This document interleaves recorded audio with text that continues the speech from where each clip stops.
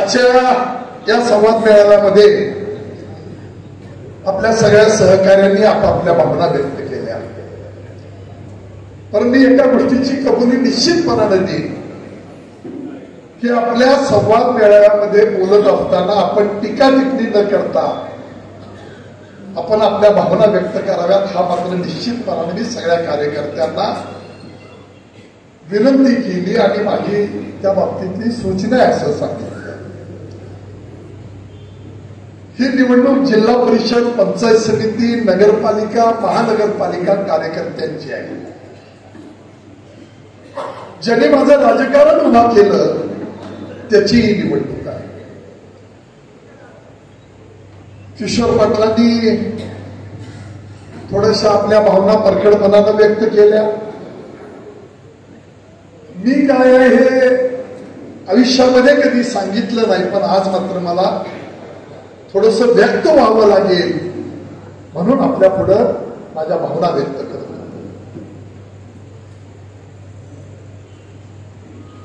माझ्या वडिलांनी पंढरपूरला पहिला महाराष्ट्रातला एन्काउंटर केला. ज्या पंढरपूरच्या पोलीस स्टेशन मध्ये तिथल्या पीआयला त्या डोंबेंनी जाऊन शिवीगाळ केली आणि एका तासाच्या आत त्यांनी बदली मागितली, तिथं जायला कोण तयार नव्हतं. वडिलांनी ते आव्हान स्वीकारलं, त्याच्यावर प्रत्येक मोठा हल्ला झाला, त्यांनी फायरिंग केला आणि त्या ठिकाणी पहिला एन्काउंटर माझ्या वडिलांनी केला. त्यावेळेला त्यांच्याकडून किमान 20 मर्डर झालेले होते आणि त्यांनी चितेवर शपथा घेतल्या होत्या की मी पुढचा आर.के. पाटलांचा वंश वाढू देणार नाही. आणि अगदी लवकर परमेश्वरानं मला जन्माला घालताना आईच्या पोटातनं जिगर दिलेले, जिगर ज्याचे 20 मर्डर झाले अशाला संजय पाटील नामला आलाय. तुम्हाला आज सांगतो, माझ्यावर अनेक वेळा प्रयत्न झाले, अनेक वेळा, पण कधी मी आयुष्यामध्ये कधी भिवून वागलो नाही आणि कधी जायचं थांबलो नाही. कालांतरानं वाईटाचं वाईट होतं, त्यांची जी काही परिस्थिती व्हायची ती झाली. हिंदू मुस्लिम दंगल झालं, पतंगराव कदम पालकमंत्री होते, गणपतीच्या मूर्त्या फुटल्या, जाती धर्मामध्ये द्वेष उभारून आला.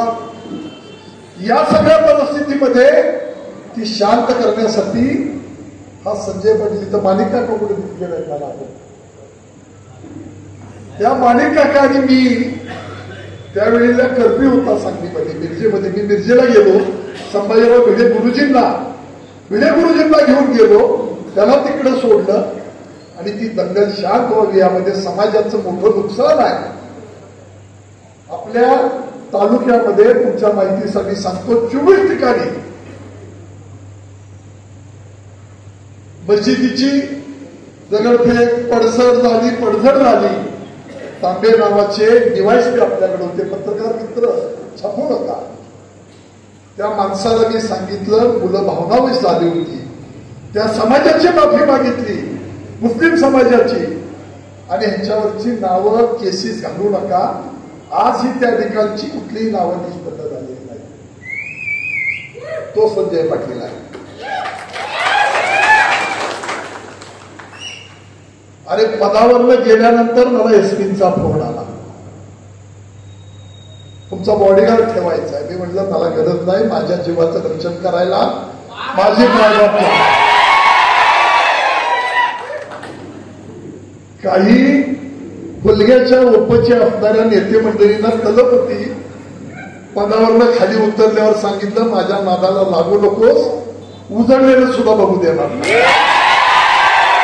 तो संजय पाटील.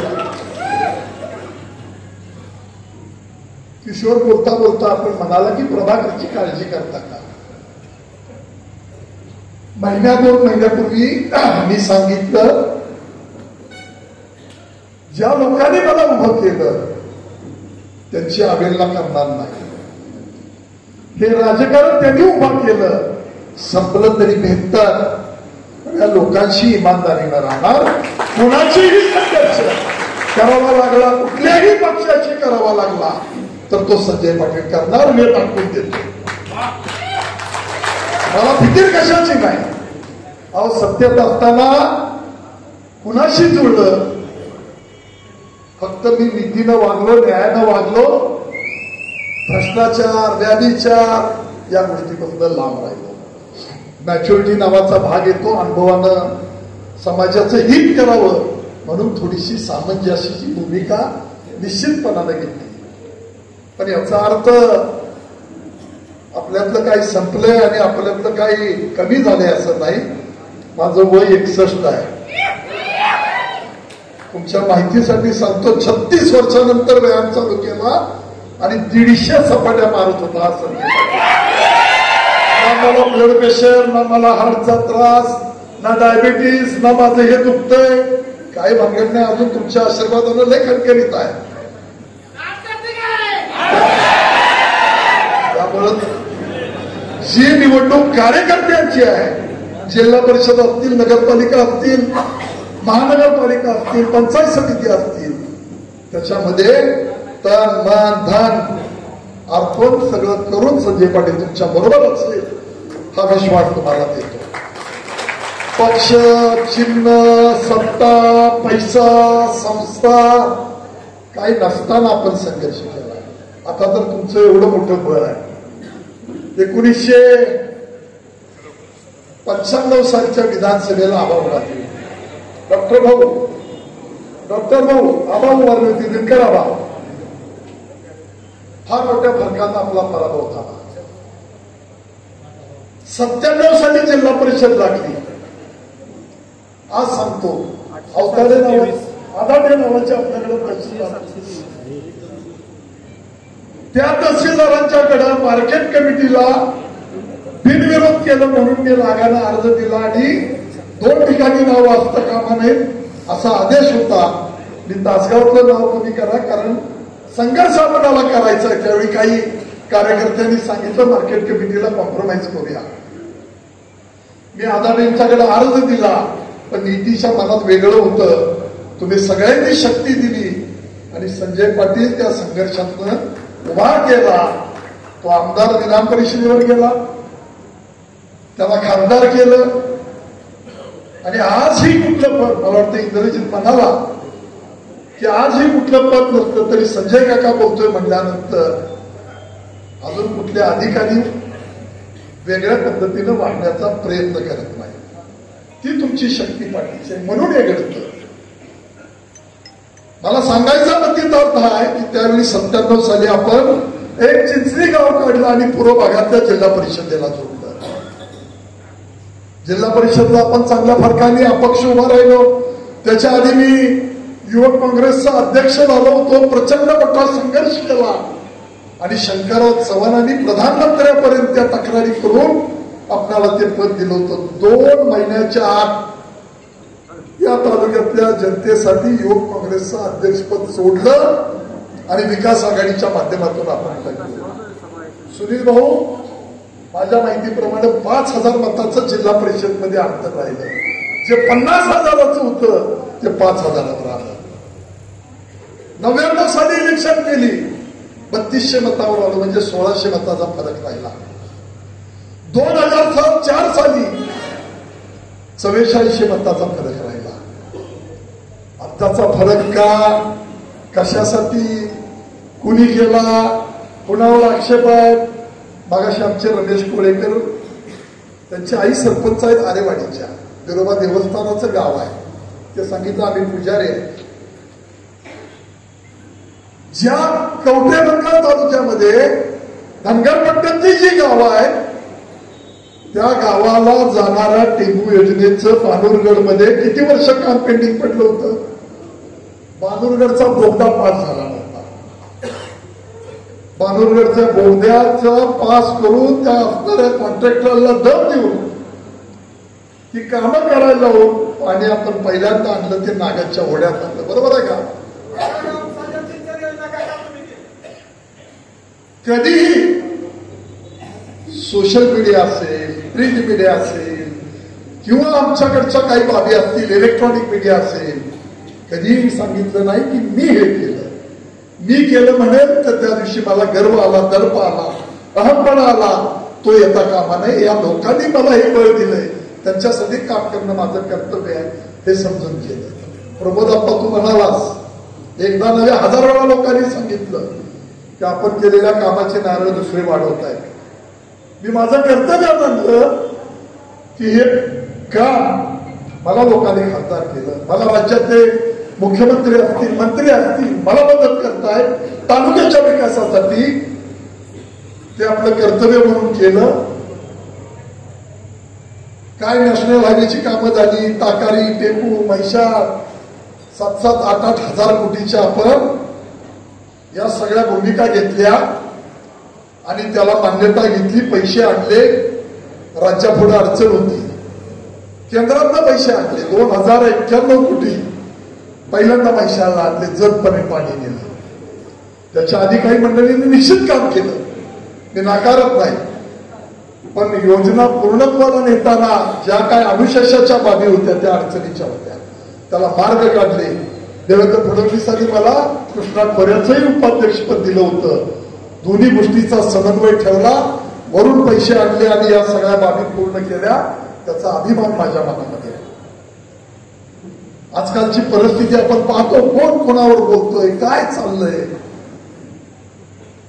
कुणाला कुणाचं ताळमेळ नाही, काय, ह्या सगळ्या अवस्थेमध्ये माझ्यासारख्या मनाची निश्चितपणानं घुसमट होत होती. पण मी तुम्हाला आज शब्द देतो, तुम्ही जे म्हणताय ना, तुम्हाला पक्ष मानून आम्ही काम करतोय, तुम्ही म्हणाल ते धोरण, मी आज तुम्हाला शब्द देतो, कार्यकर्ता हा माझा पक्ष आहे, कार्यकर्ता म्हणून त्या पक्षाचं आपण काम करू, नाहीतर आपली विकास आघाडी आहे.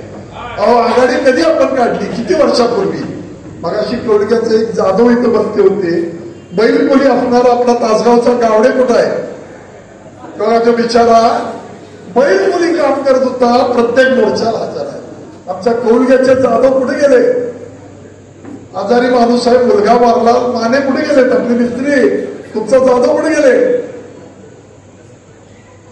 या सगळ्या बाबी आठवणारा आणि त्याची आठवण ठेवणारा मी कार्यकर्ता आहे. मला भय भीती कशाचीही नाही, माझं कोणीही बिघडू शकत नाही. मला खूप परमेश्वरानं तुमच्या पाठीशी जी तुमचं बळ आहे, शक्ती आहे, ती मला दिलेली आहे, मला फिकीर नाही. अहो, जो जगण्या मरण्याला घाबरला नाही, तो पुढाऱ्याला काय घाबरला. ज्याला रस्त्यावर बसलेल्या कोंबड्या उठत नाहीत, त्याला सगळ्या घाबरला. ती चिंता करू नका, आणि पोराची चिंता अजिबात नाही. त्याचं नशीब घेऊन तो जन्माला आला असेल, त्याला क्लिअर सांगितलंय, लोकांसाठी आयुष्य घालवायचं आहे. मधल्या काळात त्याने एका गोष्टीचा उल्लेख केला, कारखान्याच्या अडचणी होत्या, कर्ज खूप झालं, एवढ्या मोठ्या पदावर काम करत होतो, 1000 कोटीची टेंडर या जिल्ह्यात आणली. पण एका कॉन्ट्रॅक्टरनं सांगितलं ना की संजय पाटलाला पैसे दिले, तर टांगे खाल्लं संजय पाटील जाईल का. अशी भीक आणि कमिशन खाऊन संजय पाटील मोठा होणार नाही.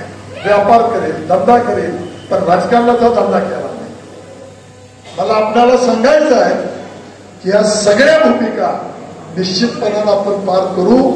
तुम्ही सगळी दुपारी 1:30-1:45 वाजल्यापासून आलेली मंडळी आहात. काही माणसं लग्नीला उठली, तरुण पोरं पुढच्या जागा मिळायची नाही म्हणून उठली नाही. तुम्हाला एक शब्द देतो, एक वचन देतो की जो निर्णय आपल्याला करायचा त्यावेळी तुमच्याशी निश्चितपणानं बोलेल. पण आता निवडणुकीच्या तयारीला लागा. तुम्ही पक्ष, पार्टी, चिन्ह, झेंडा इकडे बघू नका. आपल्याला आपल्या पद्धतीनं पुढे जायचं आहे, एवढं डोळ्यापुढे ठेवा. कसलीही फिकीर आपल्याला नाही.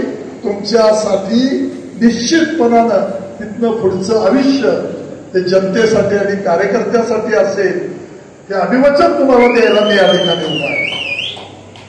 मला 10 वर्ष सत्ता दिली, उद्या कोण होईल न होईल त्या बाबी नंतरच्या आहे. पण आता आपल्या पुढे एक प्रश्न आहे की कार्यकर्त्यांची लढाई आहे, ती ताकदीनं करूया आता आरक्षण पडते, आरक्षण पडले की आपण उमेदवार ठरवून कामाला लागूया एवढी आपल्याला विनंती करतो.